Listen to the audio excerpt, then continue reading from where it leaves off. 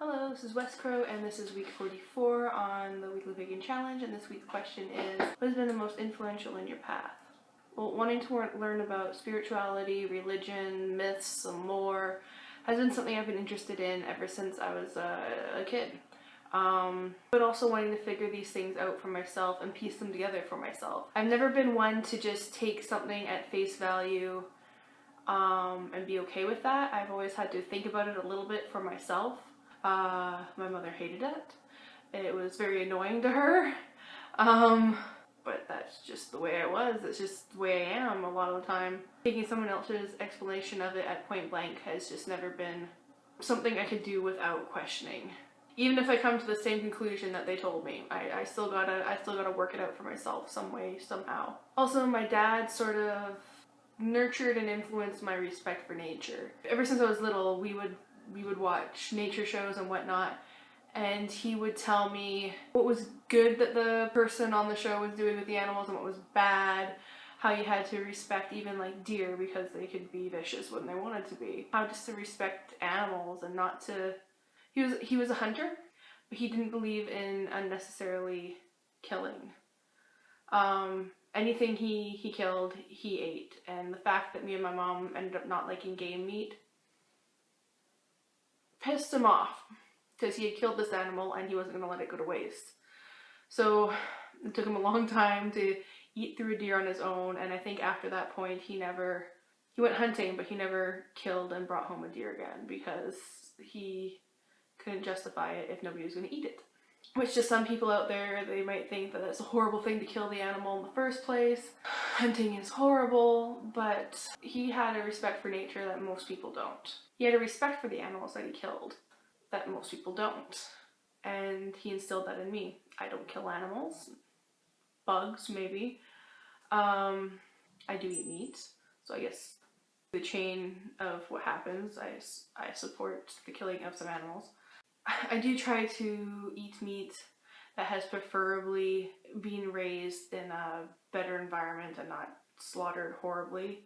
I live in a farm country, and I think there's a huge difference between a cow that gets to wander in a field with other cows and have lots of room to wander around and eat grass all day, as opposed to some places I've seen down in the States, and I'm sure they do it here in Canada, but where I saw it was in the States, where the cows were in a field, but there was no grass, and they were so squished together that they couldn't even turn around. That's a completely different way of living. Or like even with my chickens. After having my chickens and I let them out during the day, I get to see them run around, chase each other. When I give them like a cherry tomato, they chase each other around with that and then flap their wings, fly over the fence I have for them. I can't imagine them being in a small cage their entire life. My chickens would not have that at this point. So I think there's a huge difference there. When my chickens die, I don't know if I'll be able to eat them myself, but as long as their meat is still edible, I don't want them to go to waste, and I hope somebody I know will be happy for the free meal. And that probably sounds weird to you guys, but anyways, my dad instilled a sense of respect for nature. He definitely nurtured that in me. And my mom was a catalyst for learning how to experience extreme emotions, and thus I taught myself some level of control over myself, eventually to a fault in some situations. And my friends who introduced me to Wicca, that was very influential in my life. I'm not Wiccan now, but that would definitely steer me onto this path. A few years before I met them, I had I'm not sure what it was, Unsolved Mysteries or something. Through that, I figured out, or I heard, that witches were actual, real people, and that it wasn't just some folklore or fairy tale. And then 2 or 3 years after that, I met my friends who were into Wicca, and that's what started me down this whole road of paganism, and I'm very grateful for it. Another thing that has been very influential for me along those lines is the elements, the 5 elements, earth, water, fire, air, and spirit. They're the main thing that drew me to Wicca in the first place. It's one of the main things I've carried over in my practice. And the need to keep things simple for me, and that's part of the draw of them, is they might not be down to like the bare bones of energy and spiritualism, but I like to keep things basic. I like to keep things simple. Things just work better for me that way.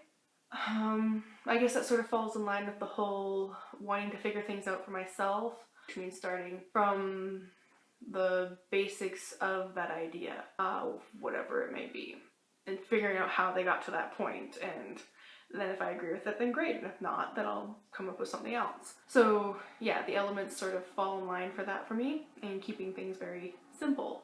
Buddhism to a degree too. I haven't researched it and looked into it as much as I would like to. I know a little bit from my religious studies class, and there's a lot of stuff I do agree with. I do think that they're, depending on what path you take with it, I think they have a lot of dogma, and I think that's not my thing. But the stuff I learn about it that is as with little dogma as possible of it, that's getting down to the basics of it, I kind of like what I read, what I see. So it's something worth looking into more. It's something I sort of dabble with researching every so often. And then I guess the other thing is that I've always been sort of naturally introspective. Where that came from, I don't know. But for better or for worse, naturally introspective. Just figuring things out for myself. I guess that's where it all comes down to, is trying to figure things out for myself.